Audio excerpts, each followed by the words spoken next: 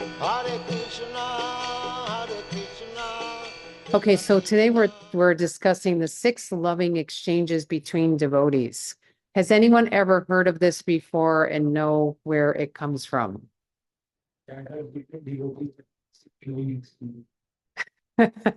Do we have another microphone?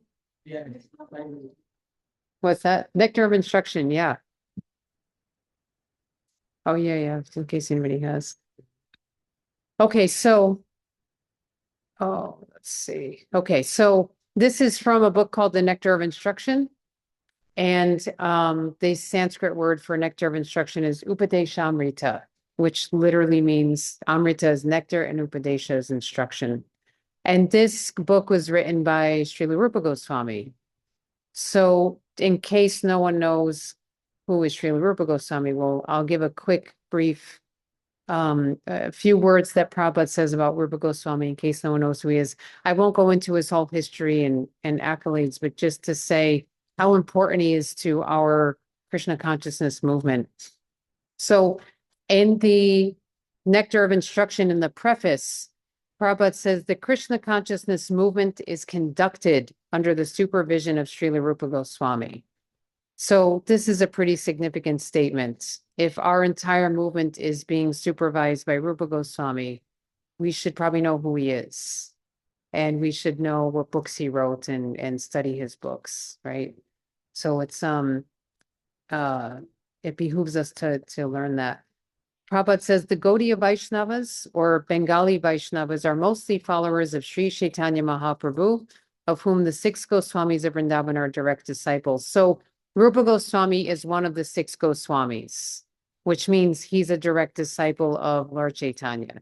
Is there anybody here who doesn't know who Lord Chaitanya is? Or want to know who Lord Chaitanya is? Okay. And if you're too afraid to ask now, you can always come to me after class and I'll tell you. Okay, so Prabhupada says, therefore, Srila Narottam Das Thakur has sung Rupa Raghunatha Pade Haibeyakuti, Kabe Hame Bujaba Seyugala Piriti. When I am eager to understand the literature given by the Goswamis, then I shall be able to understand the transcendental loving affairs of Radha and Krishna.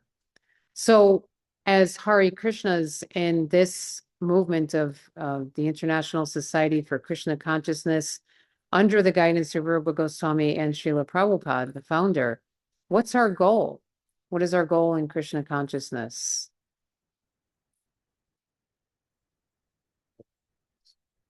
Do pass on the mic. Hope there's no feedback. Serve devotees. Okay, service attitude, that gets us to our goal. What's our ultimate goal? Service is part of it. But what's our ultimate goal? You mean like the last goal? Yeah, like ultimate, what's the final go back to Godhead? And what does that mean? What does it mean to be in Godhead? Is it just a place? Yeah, Goloka Vrindavan. And so our goal is love of Krishna, right? To reconnect with Krishna, to have a loving exchange with Krishna. So who is the best servant of Krishna? Say in the microphone. Srimati Radharani. So when he says, when I'm eager to understand the literature given by the Goswamis, then I can understand Radha and Krishna. Well, that means understanding their loving relationship and our goal, right? So again, every sentence Prabhupada says has so much meaning. When we read this, it means we should read the books of the Goswamis. And Prabhupada has translated this as one of the most important books, this Nectar of Instruction. Okay, so he says Srila Rupa Goswami was the leader of all the Goswamis, and to guide our activities, he gave us this Upadeshamrita, the nectar of instruction to follow. So this is one of our Bhakti guidebooks that we want to follow. So, and then he says, as Sri Chaitanya Mahaprabhu left behind him the 8 verses known as Shikshashtaka, Rupa Goswami gave us Upadeshamrita so that we may become pure Vaishnavas. So again, when we practice religion or a spiritual path, we should know our goal.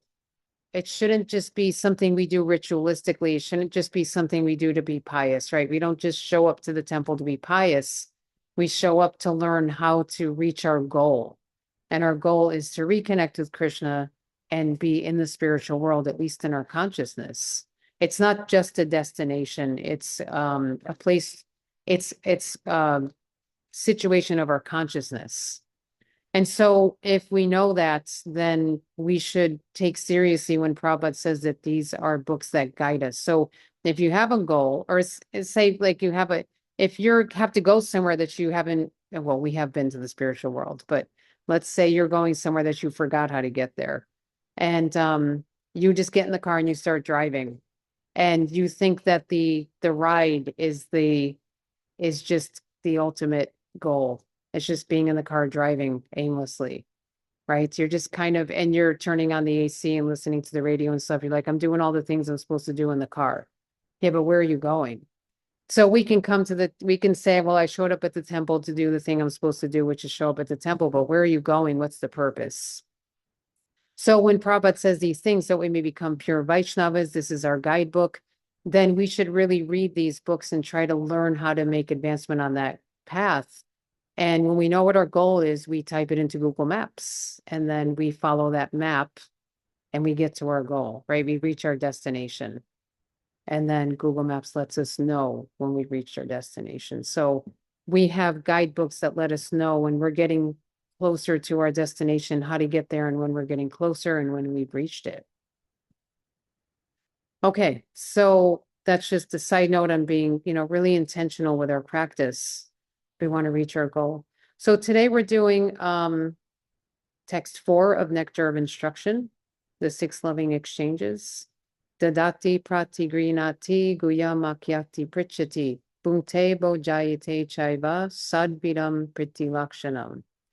Offering gifts in charity, accepting charitable gifts, revealing one's mind in confidence, inquiring confidentially, accepting prasad and offering prasad are the 6 symptoms of love shared by one devotee and another. Definitely everyone recognizes the prasad one, right? Because that's what we do we're like the kitchen religion.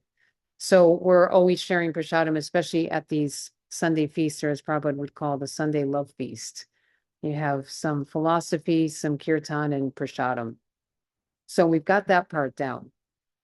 So what we have here, so it says 6 loving exchanges, right? But we have actually 3 sets of exchanges, right? And what we're going to do is we're going to go over each set, each of these 3 sets, which is a total of 6 exchanges. So if we practice, so the idea is that this is nectar of instruction. Rupa Goswami is instructing us to do this. So if we practice these exchanges, then we'll develop that spiritual love. And of course, they have to be done in the right consciousness, because we can say, well, here's a tray of spiritual food. Here's a person in front of me. Here's some food for you here. And you just throw it on their plate. And next, we want to do it in the right consciousness, that it's actually an exchange of love, that we see this as spiritual food, that we see a living entity standing in front of us, who's also a servant of Krishna, and we're trying to distribute Krishna's mercy to them. So we want to do it with love and affection. It can't just be, again, ritualistic, that you're just trying to get people through the line and quickly, and you're kind of rude to them, and and then you're like, I did my job, I did my loving exchange, right? It has to be in the right consciousness. All of these things have to be done in the right consciousness. You wouldn't just, if you had a gift for somebody, you wouldn't just like drive by and throw it out the window and tell them you gave them a gift, right? You'd hand it to them and there'd be an exchange. Okay, so the 3 sets of these 6, the 3 sets of these 6 exchanges. The first set is offering gifts in charity and accepting your charitable gifts. Dadati pratigrinati. You may know the Sanskrit to this verse by the end of this class, because we're going to talk about it for each one. So this is the exchange. You're offering gifts and you're accepting gifts. So that's what's always happening with these exchanges. Something's being given, something's being received. Then revealing one's mind in confidence and inquiring confidentially. Guyam akyati prichati. And then accepting prasad and offering prasad. Bhute bojayate chaiva. Where's Praneshwar? He's the master of prasadam distribution. He always wants to serve. He's like the icon of this third set, or this these last two exchanges is he loves to offer prasad. He loves to serve people prasad. So you'll see him always going around making sure everybody gets as much prasadam, and he does it very lovingly. So he's the example of someone who has perfected this one. Okay, so let's start with the first set of loving exchanges: offering gifts in charity and accepting charitable gifts. Dadati pratigrinati. So in the purport, Prabhupada gives what he calls an example of a sublime example of offering a gift. And his sublime example is offering the holy name, distributing or contributing the holy name, as he says.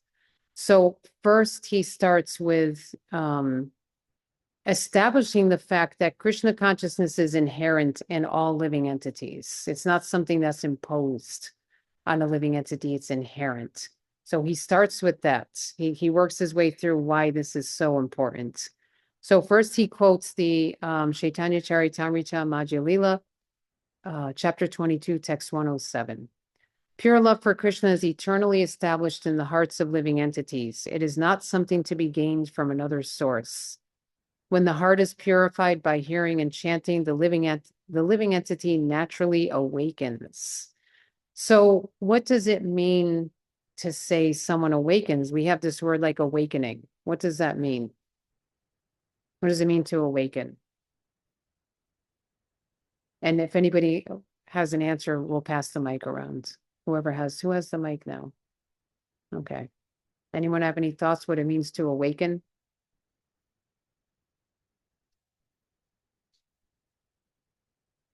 You have any thoughts? No? Anyone? What does it mean to awaken? You wake up from sleep. Yeah, you wake up from sleep, and what's going on when you're sleeping? So you've got a hand on the mic. So, Lord Krishna is going to be, here as well. Right. It's dormant there and it wakes up, and we wake up, because what happens when we're asleep? Okay. I remember that song, Yeah, wake up. Yeah. So what does it mean? Like, what are we doing when we're asleep? People sleeping, they're busy meditating. Yeah. Seeing these get up and going. Yeah. So when we're asleep, we're not in the real world, right? We're in a dream state. We're seeing things happening. And if you ever wake up, I don't know, I dream in vivid color, and it's like a movie practically. I'm seeing all the places I'm going and it's all color, and there's an apocalypse. There's things like that. So we have this dream, and then we wake up and say, oh, that wasn't reality, right? That was just my dream. So we wake up, we see the real world. If you wake up to who you really are, it's kind of like waking up from a dream, as Prabhupada describes. And also, in a sense, it's waking up from amnesia, because we kind of forgot we're servants of God in this world because we're trying to be God. So if you don't know who you really are, if you're not awake and you don't know who you really are, how do you know what to do? Right? If you woke up one day in the hospital and you couldn't remember who you were, where you worked, where you lived, whether or not you had a family, how old you were, and the doctor said, yeah, you have amnesia, have a nice day, and they like make you leave. What do you do when you walk out of the hospital? You don't know where to go, what to do. What is my purpose? So when we are asleep to spiritual reality, we don't really know what our purpose is. And when we're awakened, now we have our purpose. Now we know what to do. We know what the goal is, and we move forward towards that goal. Okay, so that's the first thing. Then he says, since Krishna consciousness is inherent in every living entity, everyone should be given a chance to hear about Krishna, right? Because it's in everyone's hearts, Krishna consciousness, and Prabhupada saying they should all be given a chance. Everyone should be given a chance, because it could awaken them from their dream and not knowing where they're going. So he says, contributing or distributing the holy name of the Lord is a sublime example of contributing or giving charity. the Dadati principle. So there's also the other side of that. You're giving it, it also is being received, right? People receive it. Prabhupada says, by the same token, one must also follow the Pratigrinati principle and be willing and ready to receive the transcendental gift. So when we do kirtan today, in about, I want to see what time it is, 35 minutes. Someone will be leading kirtan and we'll be chanting. So we're receiving the holy name and we're saying the holy name. Okay, so this is an example of the first set of exchanges, giving and receiving gifts. This is an example Prabhupada gave in the purport. Before we go on to the second set, does anyone have any questions, points, comments, realizations?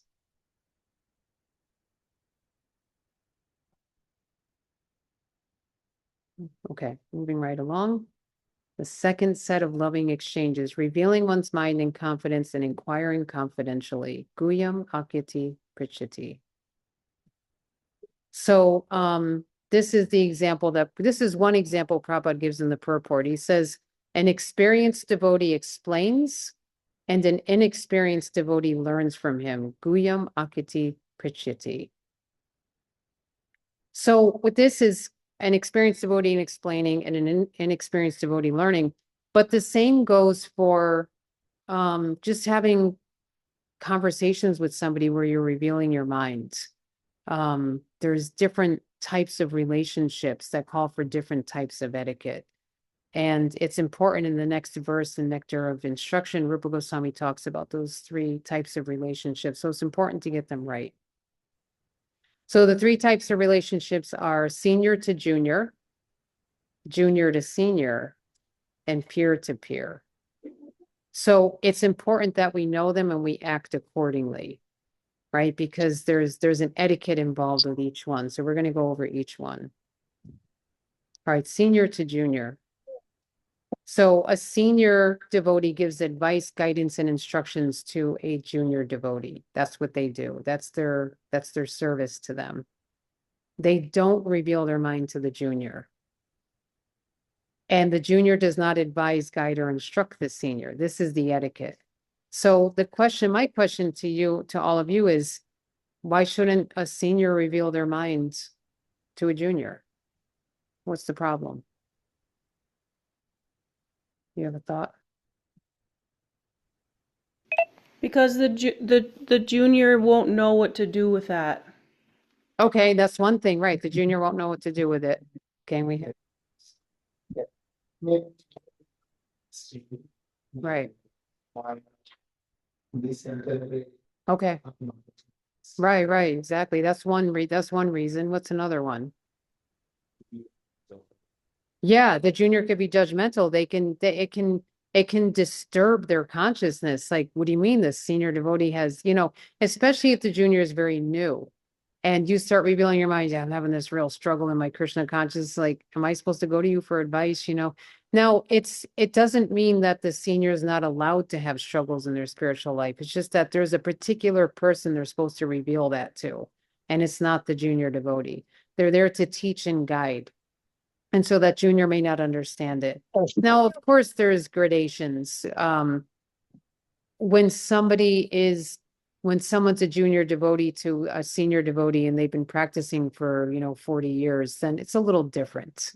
But still, the etiquette should remain, right? So it's different. Like you can see in a relationship between a spiritual master and disciple, it may change over time slightly.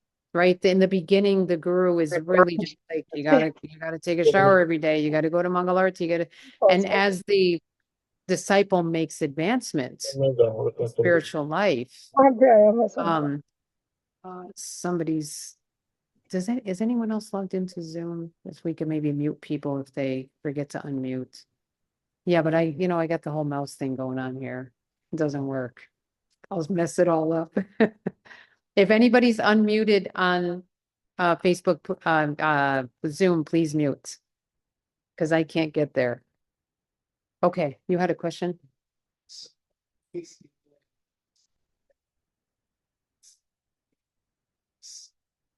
Yeah. Actually, there's no description that we mean came into existence in a material body. Okay, spiritually, we don't come into existence. We always exist. So we don't actually come into existence, but we all have always existed equally. But we're in bodies right now, and our bodies are under amnesia. And we're trying to remember how, like, we're in this consciousness that we want to lord it over, right? We want to be the lords of everything. And then we suddenly find out that, oh, actually, there's God and we should serve him and the Vaishnavas. We don't instantly become a pure devotee once we discover that we're going in the wrong direction. So the example I've heard given is like, you're going 80 miles an hour down the highway and you realize you're going the wrong way. I've heard people find out that they're in another state before they figured out they were going the wrong way. And you're not just, as soon as you know you're going the wrong way, you're not automatically going the right way. You have to slow down. You got to get off the exit. You got to turn around. You got to get back on. You got to pick up speed. So when we're turning around during that process, we're immature in our understanding.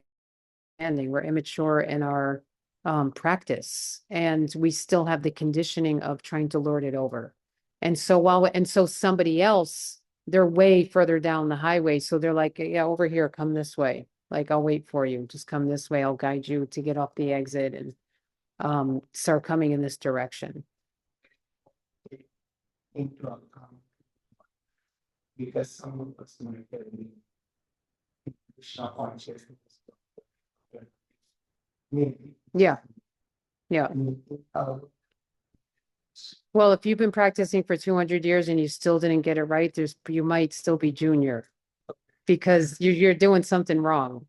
So in this life, yes, the etiquette is always there. That's why Rupa Goswami dedicates a verse to it. The etiquette is always there.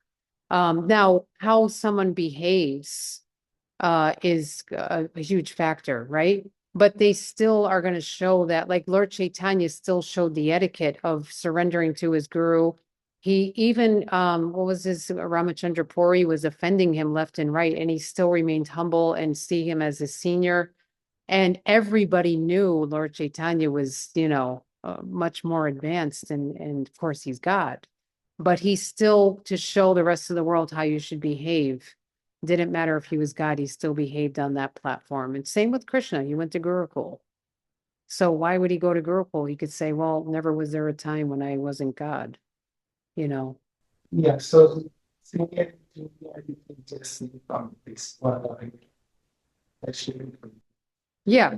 I mean, if someone joins the movement and 2 weeks later, they're like, look, I was practicing for 20 years in my past life. I'm senior to you. We can't, that would be silly. So we're just saying, here's where I am now, here's where I'm at, and we act accordingly. and I also did multiple solutions. It can. Yeah. It might not be, depends on how intentional we are in our practice, because there's a verse in the Chaitanya Charitamrita, Bahujanma Kariyari Shavana Kirtana Tabutana Paya Krishna Pari Premadana. If one is infested with the 10 offenses and chanting of the Hare Krishna Maha Mantra, despite his endeavor to chant the holy name for many births, he will not get love of Godhead. So that's another whole class. We got to avoid offenses and be intentional about our practice. Yeah. Thanks for bringing that up. Okay, I'm going to move along just to make sure we have enough time. Let's see what time it is, 6:05. Okay, I just did this one, right? Senior to junior. Okay, so junior to senior. So the junior seeks advice, guidance, and instructions from the senior. The junior reveals the mind to the senior, and the senior gives advice, guidance, and instructions to the junior. So it's just the flipped thing of what we just talked about. That's what juniors go to seniors for. They don't go to seniors and say, so how was your day? And tell me what's on your mind, right? That's not appropriate. That's not what you do. You go to the senior to ask for instructions, to ask for advice, to ask for guidance. And as I said, there's gradations as someone makes advance. If someone's been around for 40 years and their senior has been around for, well, I guess that maybe I'm shooting too high with that, because the senior would have to be around for about 50 years, which is possible. I think it's even happening already. We have Prabhupada disciples who've been around for over 50 years. But their relationship changes slightly. There's still that reverence and that etiquette, but they're gonna be the guru is gonna be a little different with them. The disciple's gonna have a little more freedom because they've learned how to do things properly. So for example, Prabhupada, even when his disciples were only in the movement for a few years, he started asking them, please manage so I can translate, just do the management. They still, of course, always came to him for guidance, but he started to give them more and more freedom as they learned more and more. Okay, and then peer to peer. The peer seeks advice from another peer. They reveal their mind, feelings to the peer for feedback, support, even to vent, right? If you're going through some difficult thing, you might just vent, like, I had this thing irritated me, I'm not sure what to do. They're going to go to your peers for that. And then peers equally exchange thoughts, ideas, and support, right?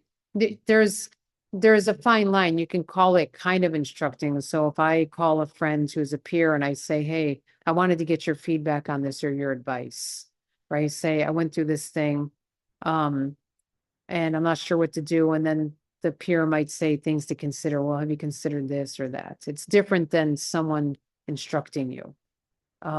Which, that can get a little difficult if you ever take up management in ISKCON and you have to manage your peers. That's another whole class. So that my question is why do you think it's important? We're supposed to have all three relationships. We're supposed to have relationships with seniors, with peers, with juniors. Why? Why not just with seniors? Why should we have relationships with peers? Or why should we have relationships with juniors? Or why as seniors should we, why should we have these relationships? What are some of the reasons? Oh, can you pass the mic back?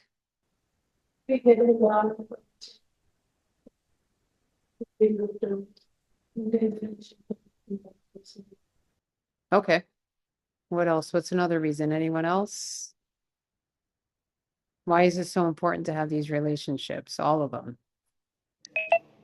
I couldn't really hear what anyone said, but like I was thinking for like a healthy balance of perspectives, and also because people are walking along the same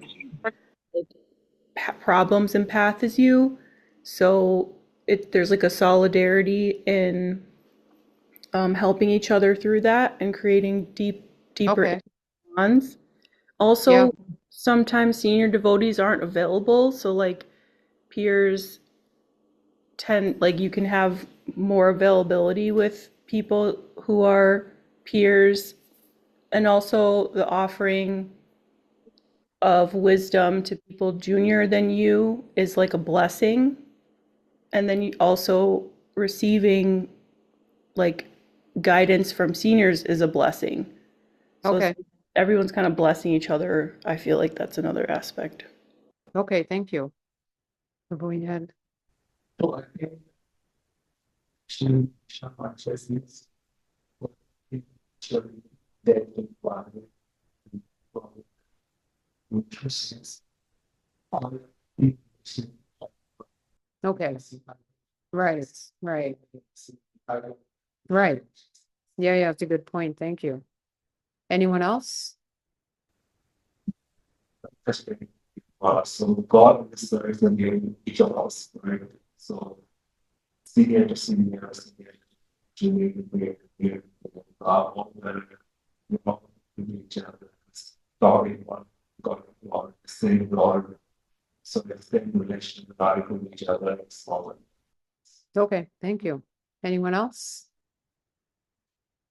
Okay, if no one has anything else, I have a few thoughts, which I think is on my next slide. Okay. So if you don't have senior or peer association, you might feel compelled to reveal your mind to juniors. And we talked about what the problem was with that, right? What's the problem with revealing the mind, a senior to a junior, is that it could disturb the junior. It could shake their faith a little bit. It could disturb them. They may give the wrong, they're most likely going to give the wrong advice if they're younger. So if you don't have that peer association, then you have, and you need to reveal your mind in confidence because it's part of the process to talk about what's on your mind and to work through it with somebody. So you need someone to do that with. And so if you don't have that peer or that senior, the only thing you have left is juniors. And then if you only have juniors, you run into that problem. Without senior association, one may become complacent and misguided, right? So complacent meaning I hang out with my friends casually, my peers, and we kind of like vent to each other, but we're not really getting instructions or anything. It's not really compelling us forward. We're just kind of hanging out, chanting sometimes, eating prasadam and just hanging out, right? And then without junior association, I think just Karen touched on this, is that you deprive others of guidance and you can become complacent because again, if you're just hanging out with peers or seniors, then you're not engaging yourself in helping to guide others. And then because when you guide other people, you want to make sure you give them the proper advice, which means you have to make sure you know the philosophy, because you can't just tell them any random thing that you whimsically think might be a good idea. You have to give them proper guidance, which means you got to stay on top of your game, which means you got to read. You have to chant properly. You have to read. You have to study. You have to apply. You have to learn from seniors. And then you pass that down to juniors. So those are some of the reasons that I thought of for, why we need these relationships. Yeah. If I actually speak out, about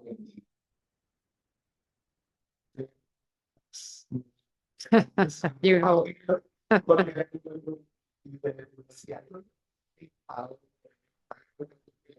yeah. Yeah. Well, that depends on how the person was raised, I think, how nervous they are around authority, right? They want to do their best and they may have grown up with parents who just chastise them all the time. So they're afraid of making a mistake. So that's based on the individual. And that's the only thing we could do as if we're seniors is guide them through it, or peers to have them come and reveal their mind about it and then work through it. Okay, so my next slide is kind of useless because I already answered that one. Okay, so I want to go back to this. I want to focus. This exchange to me is I mean, they're all important, but there's some points about this one that I want to talk about this. So my question is why do you think this one's so vitally important? Revealing your mind to somebody in confidence. Why is that so important in our practice of Krishna consciousness?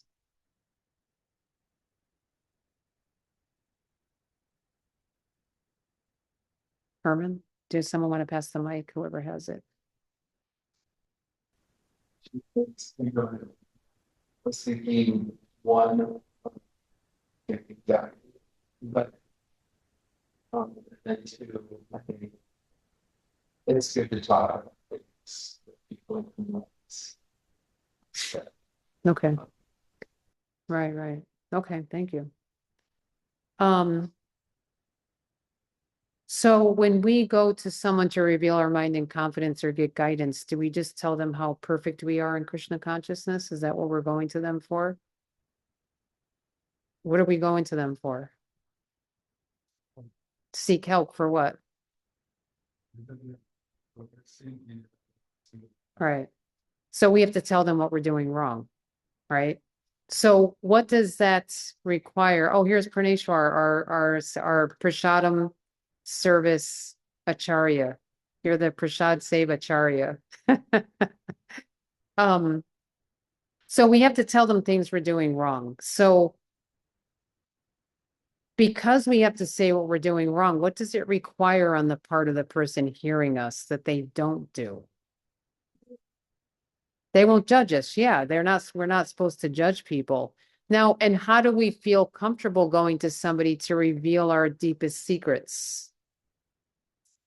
We trust them. Yeah, exactly. We have to trust them. What do they have to not do? Like, what do they do? What would they do to break our trust? Actually, so you could pass the mic.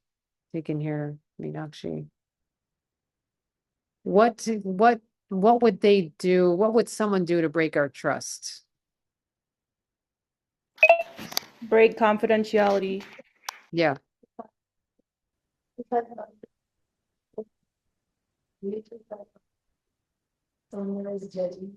Yeah.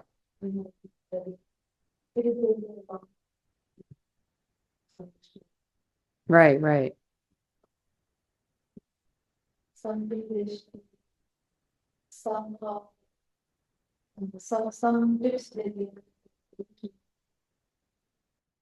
Okay. And then Karen added that they break confidentiality. Right? So so those are two major things. If you go to somebody and you say, I'm having a really hard time, I'm not able to follow yada yada reg, one of the regulative principles. I've been having trouble with it. What should I do? And the person says, you're in Maya and you're a nonsense. And they're just like, how could you do that? Don't you know? Don't you know what the regs are? People ask that question as if you've never heard what they are. When they start saying stuff like that, you just think, okay, I guess you're not the person I can go to figure out how I can get over this obstacle, right? And then you find out that that basically was posted on ISKCON News, your whole story. The whole society finds out about it. And then you think, oh my God, it's so, you're embarrassed. You may even think like, should I stay in this movement? I had an experience once. I have to say this. I in one temple in one place in this country, I was talking to someone about something I was going through. And the women's ashram was up a few flights of stairs. And by the time we were done speaking, I swear by the time I got to the bottom of this like few flights of stairs, the people at the bottom already knew. And it was a confidential conversation. And I realized this is not a person I can go to anymore in the future. I realized that she didn't just tell somebody later on. She started like announcing it. So it was, if someone's too immature, we have to be discretionary about who we go to for advice, who we go to. Because if you've ever met somebody, have you ever met somebody who says to you, they told me not to tell anybody, but have you ever met anyone like that? Have you ever had someone do that? What do you say to them when they say that? Do you say, oh, you could just tell me? It says, what is it? What do you say to them typically? Or what should you say? If someone says they told me not to tell anybody, but what would you say to them? Don't tell me. Then don't tell me. I'm someone. Because I know somebody used to do this. She would say, they told me not to tell anybody, but and so I say, well, then don't tell me. And well, I know you won't tell anybody. Yeah, but I'm somebody. And they told you not to tell anybody. And what if I tell somebody who I know won't tell anybody and they tell someone who they know won't tell anybody and it spreads anyways, right? So it's when somebody does that, that's not someone you go to reveal your mind in confidence. Now, and if they come to you and try to reveal what somebody else says, you stop them. Just stop them. It doesn't matter how enticing it sounds. Like, oh, I want to hear this. It doesn't matter. Just stop them. And then that also teaches them not to do that. It shows them that there's a standard that we should follow. Right. So we have to allow, because if people always have to pretend they're more advanced than they are, they can never make advancement. They're always just pretending. If they can never reach out to someone, how can I get over these obstacles because they'll be judged, then they can't make advancement. So this is such an important one. And it's really important, again, to know who you should go to and who you shouldn't go to. And then even then, like sometimes I'll clarify with somebody if they come to me with something that seems like it may not be confidential. I'll ask them, does this need to remain confidential? Maybe a decision they're trying to make about moving somewhere. Is this meant to be confidential? And I start conversations with just between you and me. Please don't let anybody know, not even your guru. just, this is the conversation I want to just have with you. So I let people know that in advance, typically. And, you know, they become used to it after a while that I know we always stipulate that in the beginning. So I want to, how much time do we have? I wanted to share a verse from the Bhagavatam that shows even Krishna knows that we have troubles in our spiritual life and that we should be able to go to somebody to talk about it. So this is Srimad Bhagavatam, Canto 11, Chapter 20, text 27 and 28. Having awakened faith in the narrations of my glories, being disgusted with all material activities, knowing that all sense gratification leads to misery, but still being unable to renounce all sense enjoyment. Like, look, you're disgusted with it and you still can't give it up, right? So it shows how difficult it is, this conditioning. My devotee should remain happy and worship me with great faith and conviction.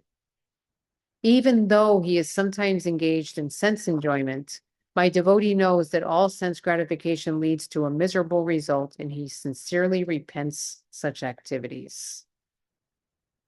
So, still being unable to renounce all sense enjoyment, my devotee should remain happy and worship me with great faith and conviction. That means that when someone comes to us with these difficulties, we should remember this verse that even Krishna knows it's a very difficult path to follow. It's very difficult. And we're so conditioned. And Vishwanath Chakravarti Thakur explains this in the Madhurya Kadambini, that as we're going through the process of Krishna consciousness, we may have trouble maintaining our vows. Now, we shouldn't read that and say, I got the green light, I can sometimes not follow my vows. The point is trouble following it means you're trying your hardest to follow it. And you should always try your hardest. But if we kind of slide into a little sense gratification, then we should go to somebody to talk about it. And we should be able to go to somebody and they should understand that this is a natural part of the process. So being judgmental doesn't fix anything. It doesn't benefit you. It doesn't benefit the person being judged. It gets you nowhere. It's like you're dead in the water. So if you want to keep moving forward, you don't judge, you troubleshoot. I always think, for me, no matter what's going on in my spiritual life or anyone else's spiritual life, we troubleshoot. What do you think led to the fall down? What do you think led to you not chanting your japa that day? What led to that? What did you do the day before? Who did you hang out with? What did you eat? You know, what time did you go to bed? You start troubleshooting. Because if I just say, well, you're just a nonsense, like, okay, thanks, nothing gets fixed, right? Nothing at all. But if you troubleshoot, someone could say, well, I did, do such and such thing. Okay, well, why don't you try tomorrow to get on a better schedule, or try not eating out at restaurants, or try, you start to troubleshoot and figure out, how can we make this go better, a little smoother in the future? And that's how people make progress, by learning how to troubleshoot, not how to judge and make people feel horrible about what they did. Because we each have our own spiritual life to practice. It doesn't affect my spiritual life negatively if you break the regs. It has nothing to do with my spiritual life. It's your spiritual life, and I'm here to help you in any way I can if you want help. But judging is just, it means that I might be insecure in my own spiritual life, actually. Okay, so before we go to the last one, we have 5 minutes. Does anyone have any points or questions? Yeah, do you have does someone have the mic?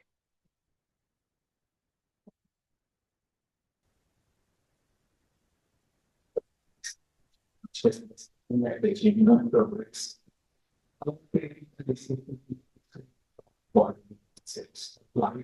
does it mean?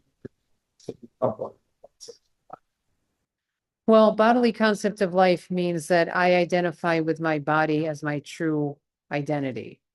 And the reason why I got that false identity is because I prefer to be God than serve God. So that's the problem with it, is that we're seeing Krishna's energy, or like our body or anything in this material world, as separate from Krishna. When we start connecting everything with Krishna, we see things as they are. When we start seeing our body as given to us by Krishna as a vehicle, and we start to see that this is not my true identity, then again, we're going to make that intentional effort to, how do I get out of that bodily concept? By hearing and chanting. Shravanam, Kirtanam, Vishnu, Smaranam, all the 9 processes of devotional service. And they have to be done with quality.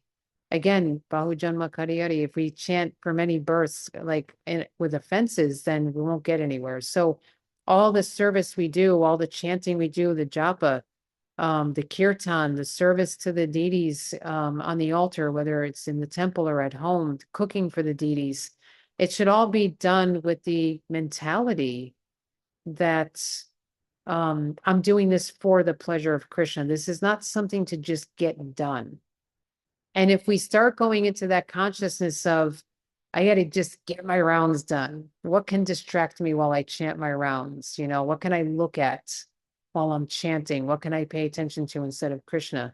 Or how can I just get this cooking done as quickly as possible? Then we're back into that consciousness of whatever's best for me, whatever's, you know, most the path of least resistance. How can I get back to my sense gratification and get this other stuff out of the way? That doesn't really make us, we don't really make advancement that way. But if we go into it thinking, what's the best I can possibly do for Krishna? The best kirtan, the best boga, the best japa, then we make that advancement. We come out of the bodily concept of life and we realize, like, I'm a servant of Krishna, and Krishna reciprocates. It's not just that there's an impersonal form somewhere that just accepts all of our service and ignores us, right? There's an exchange, just like we're talking about exchanges here amongst devotees. There's an exchange with Krishna that he sees what we are doing. And for every step we take towards him, he takes 10 towards us. And he wants us back more than we want to go back. So anything we do for Krishna, he reciprocates so much. And when someone reaches that stage of pure love of God, then Krishna becomes purchased by that devotee, becomes controlled by that devotee's love, that pure love. So that answers your question. Okay, I'm just going to quickly, the third set of loving exchanges is accepting prasad and offering prasad, bhukte bhojayate chaiva. So Prabhupada says, when a devotee distributes prasad, remnants of food offered to the Supreme Personality of Godhead, in order to maintain our spirit of devotional service, we must accept this prasad as the Lord's grace received through the pure devotees. So I have to make sure that every day I leave some room in my stomach for Praneshwar, who's always asking if he could serve me prasadam, and I say no because I already ate. I'm getting this instruction now from Prabhupada that I have to accept it as received through the pure devotees, as grace received through the pure devotees. The members of the International Society for Krishna Consciousness invite the Society's members and supporters to dine with them when they hold love feasts in their branches every Sunday. Haribol. Many interested people come to honor prasad, and whenever possible, they invite members of the society to their homes and feed them sumptuously with prasad. I'm available if anyone wants to feed me with prasad at their home. In this way, both the members of the society and the general public are benefited. And that's my last slide, and that's the end. Thank you all for joining and contributing. If you have any further questions, just come see me after the kirtan during prasadam, or after I take a little prasadam from Praneshwar. Jai, Nectar of Devotion, Nectar of Instruction ki jai, Srila Rupa Goswami ki jai, Srila Prabhupada ki jai. Hare Krishna, Krishna Krishna, Hare